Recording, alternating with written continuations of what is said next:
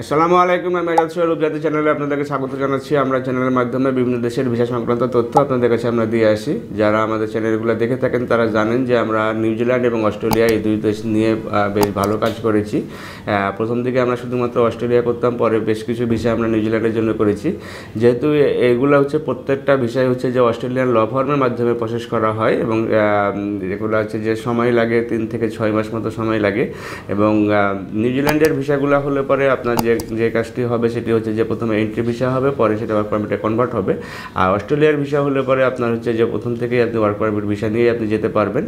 কিন্তু অস্ট্রেলিয়ার ভিসা সবগুলা অনেক সময়তে রিজেক্ট হয়, কিন্তু নিউজিল্যান্ডের ভিসা কমপ্লিটলি 100% ভিসা হয়ে যায়। যারা হচ্ছে যে আপনার ভালো দেশে যেতে চান এবং বেশি হাই স্যালারিতে যেতে চান, প্রায় 2.5 লাখ থেকে 4 লাখ টাকার ভিতরে স্যালারিটি আপ ডাউন করে বিভিন্ন কাজ অনুযায়ী।